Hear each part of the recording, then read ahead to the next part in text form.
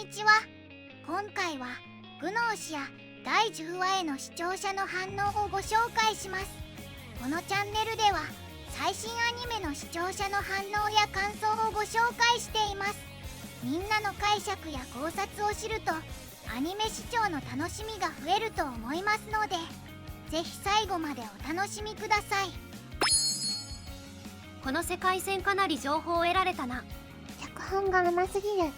シャーミンの魅力全開の回でした。最高でした。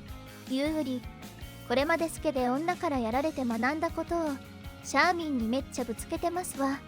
ユーリずっとメスにしない。一番に年金に襲われて無事。ジョナスマジでジョナス。あの状況からサウナまで行ける脚本力すごすぎるだろう。ジョナスただの良いやつになってて笑った。初見のユーリくん中性的だなと思ってたら今回はユーリちゃんだった。男女別イベントどうすると思ったけどこう回収していくとは。しかしあざといぞユーリ。安西千佳ちゃんの演技すげえ。普段のユーリと全然違うじゃん。なんかめっちゃセクシーでしたね。ユーリちゃんかわいい。てかやっぱりシャーミンは押せる。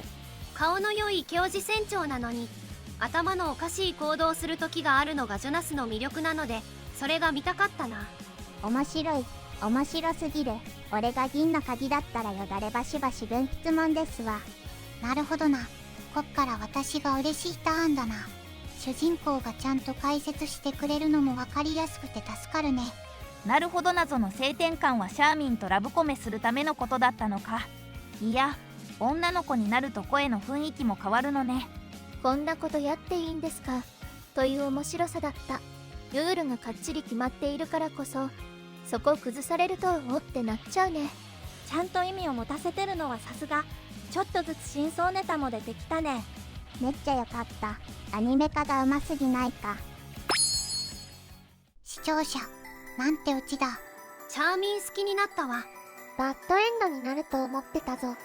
全員ハッピーエンドルートを最終回にする感じかなこれ。起きたことがでかすぎてオチについていけねえよ。あれ、これはグノメンド扱いなの。いろんなイベント起きて大変だったが、メスユーリが美人すぎてどうでもよくなった。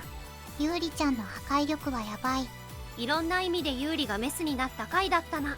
おっぱいに敗北し続けた主人公が選んだ決め手は自らにおっぱいを生やすのを受け入れたことだ。銀の鍵、ユーリちゃんいいよね。安西千佳はうまいな。原作にユーリがいないのが本気で残念になるレベル。いろんな意味でユーリがメスになった回だったな。心までメス化するとは。電気消してのとこ正直興奮すんで。一人称僕のままでもいいんだぞ。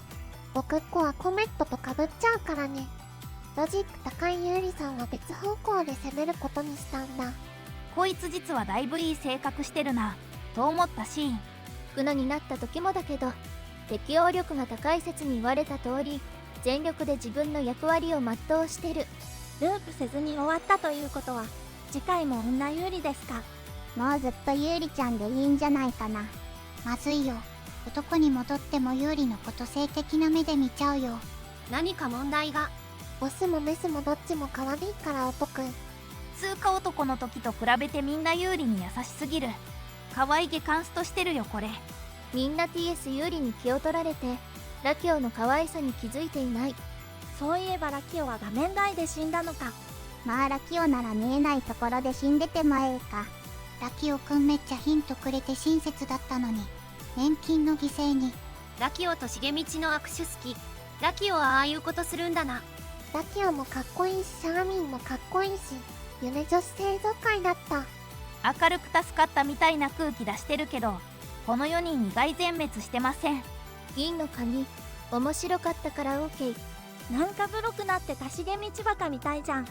ゆり子一言しか喋ってね。でもユーリメスの後ろでセンスパターンしてるの可愛かった。これみたいなってイベントマジで網羅してくれてるな。よかった。コールドスリープしたコメットによからぬことしようとして蓋を開けたジョナスはいなかったんだ。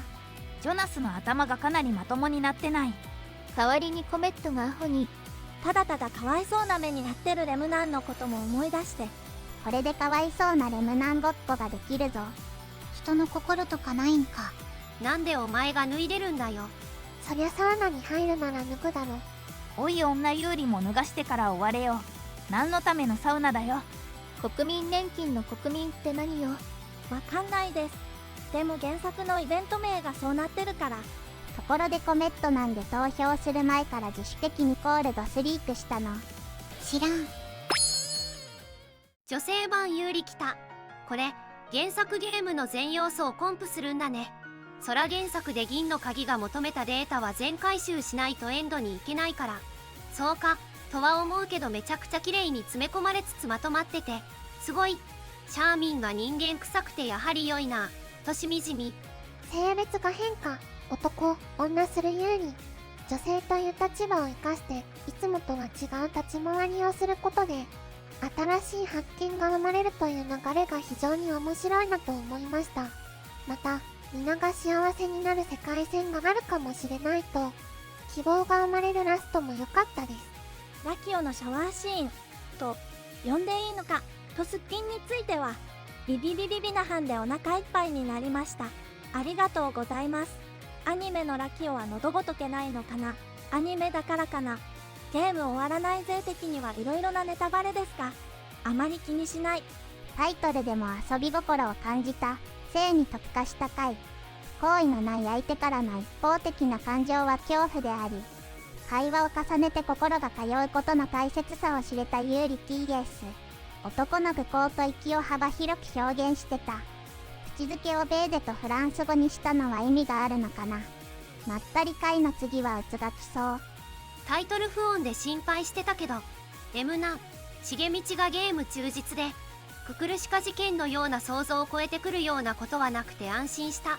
今後の展開に進むにはレムナンからの情報がいるか。冒頭に現場目撃してなければレムナンから話聞こうってならないもんな。今回は有利が女性。一度周回しないと選択肢として現れないルートがあるし、解けない謎もある。そしてパズルがはまってくように少しずつ謎が解けてく。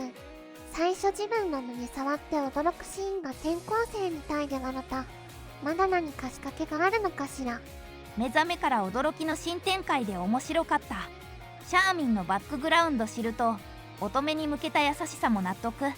他キャラの過去を引き出せる有利すごいよ。みんなどんな過去があったのか知りたくなる。みんなが幸せになる世界線を信じて探し続ける主人公かっこいいな。主人公の性別が選べるゲームの設定をアニメに持ち込んでイベントに絡める手法。国民年金というネットミームをタイトルに据えるセンス。スタッフがプレイヤーたちを尊重しつつ話を作ってるのがよくわかる。そしてジョナスの尊厳は守られた。各立場での人間性を描くゲーム。アニメとしてあと何が残っていると思ったら主人公の TS か。女性になったことで有利の心情も変化したのが話。ドラマ的にうまい、深いし素直に面白い。このエピソード銀の鍵、制作側が仕掛けた可能性の啓示だね。すごい作品だ。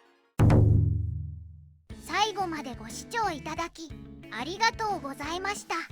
皆さんのご感想や注目ポイント、考察などありましたらコメントで教えていただけると嬉しいです。このチャンネルでは最新アニメの視聴者の反応や感想をご紹介しています。ぜひチャンネル登録とグッドボタンをよろしくお願いします。それではまた次回の動画でお会いしましょう。